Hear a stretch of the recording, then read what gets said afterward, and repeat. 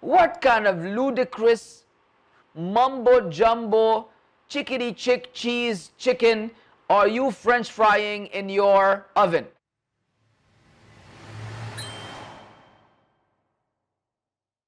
Allah subhanahu wa ta'ala brought the Prophet's attention alayhi to seek aid from Allah by bringing to mind Allah's nearness. And as you know that we as Ahlul Sunnah wal Jama'ah, we believe that Allah Azza wa Jal is near in a manner that befits His Majesty. He's above the creation, above the seven heavens, yet He is near. And this qurb, also known sometimes as ma'iyya, the state of being with, is something that we have explained quite extensively in our weekly Aqidah class, which I invite you to attend as well. The weekly Aqidah class, we go over these very important subjects because what's going on today really makes it more valuable for you to know the Aqeedah of Ahlul Sunnah wal Jama'ah. It's probably the greatest treasure you can get your hands on in this day and time. Now, that you know who your Lord is and you have no confusion regarding that. I know exactly who Allah is based on evidences from the Qur'an and the Sunnah, based on the unanimous agreement of the Sahaabah and the early generations, and I feel splendid.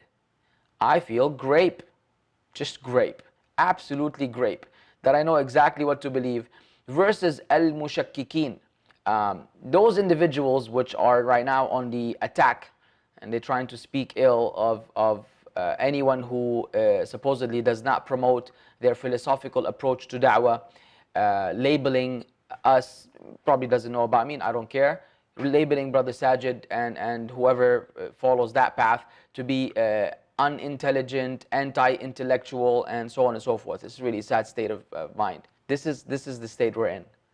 People have a hard time expressing, verbalizing that Allah Azza wa Jal has hands, because He doesn't want to be, I guess, labeled as, believing. I don't understand what's going on. These individuals are so grimy, so shady. There you go. That's the term I was looking for. It's really shady stuff, man. And we ask Allah Azza wa Jal to guide them, because that's really a sad state. But when we discuss Aqidah, we're right there, man. I say to any person on earth, Allah has a face, Allah has two eyes, Allah has two hands, Allah has a foot, Allah has a shin. All these are confirmed in the Qur'an and the Sunnah of the Prophet ﷺ. And while I believe that, I also believe that لَيْسَ كَمِثْلِهِ شَيْءٍ وَلَمْ يَكُنْ لَهُ كُفُوًا أَحَدٍ. There's nothing like unto Him, and there's nothing and no one co-equal or comparable to Him. There's nothing like Allah. We can't imagine, we can't fathom the realities of these attributes. But we don't dare ever to deny the Qur'an and the Sunnah. Nor do we assume that there's subliminal messages within them, because that is an immediate attack on the Qur'an, which Allah told us about. ذَلِكَ الْكِتَابِ لَا رَيْبَ فِيهِ. That book, there's no doubt in it. إِنَّ هَذَا الْقُرْآنَ يَهْدِي لِلَّتِي هِيَ أَقْوَمُ. This Qur'an will guide you to that which is most straight. That which is most straight. يعني هُدًى لِلْعَالَمِينَ. It's guidance for mankind. It's the Furqan, the criterion between truth and falsehood. What else do you want, man? Everything is clear in the Qur'an and the Sunnah. We say those things with confidence and peace of mind. The people turn and say, hey, mujassima, mujassida, madri ish, you are anthropomorphists, you give Allah attributes of humans, and you're giving Allah form and shape and body, wa la la ma la udri ish. They get all worked up and they freak out and they panic, and they have to now import arguments from outside of Islam and to try to understand how we understand Allah.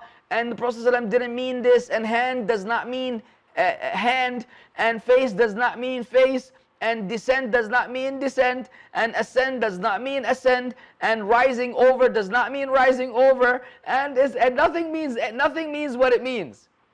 Nothing means what it means. Our religion is nothing but a chaos.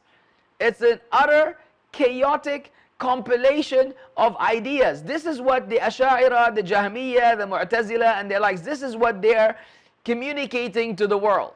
Our religion is just a bunch of random chaotic ideas. Because nothing is what it appears to be. There's always something behind. And what's the worst part? The Prophet ﷺ never bothered. He never bothered, according to them, never bothered to explain, to remove those misconceptions. He never bothered to show us the truth regarding them. He never bothered to guide us regarding those differences. He left us just unattended so we could figure it out on our own. So as we progress in time, we have new intellectuals who supposedly have the brightest ideas of all to give us an explanation that Umar failed in, Abu Bakr, Uthman, Ali, Sa'd ibn Abi Waqqas, Ibn Umar, Ibn Mas'ud, Ibn Abbas, all of them failed in understanding, failed in sharing, failed in conveying. All of them failed, according to them. We had to wait a few hundred years before they found out what the earlier generations didn't know. What kind of ludicrous mumbo jumbo, chickadee chick cheese chicken are you French frying in your oven for you to even insinuate something like this? But welcome to the world of the internet.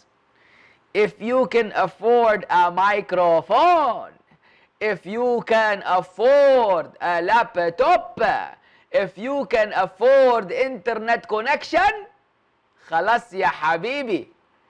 Come online and rant and become the sheikh of the sheikhs, and let us all hear it about you and him and them and they and us and fuss and muss, and you can continue with your own phonetics to reach the conclusion.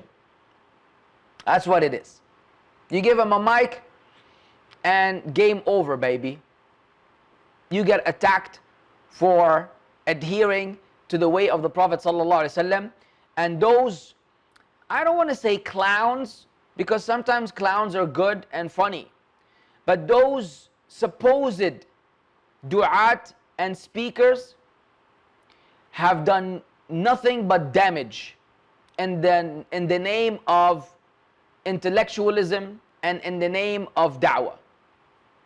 No one is going to take away some of the good which they put forth, but if the good that you put forth is a few shahadas, yet the main course of your da'wah, minus the appetizers and the dessert, is misinforming the Muslims and leaving them in the dark about what they should believe about Allah, then you are doing a lot more harm than good. And then you have the nerve to attack people that communicate the sound message of Islam with bigger names, bigger following, but same agenda. Same agenda. Leaving you in the dark and in the state of confusion about what you need to believe. Whereas, if you were to learn from Sheikh Abdurrahman Hassan, Sheikh Muhammad Tim Humble, Brother Abu Taymiyyah, and the list goes on of sound du'at, you will see that there's no sugarcoating, no playing around, no messing about when it comes to what you need to believe in regards to Islam. You need to make your choices and see where you're going to end up. Thanks for watching this video. Subscribe and click on the notification bell. Like, comment, and share with friends and family.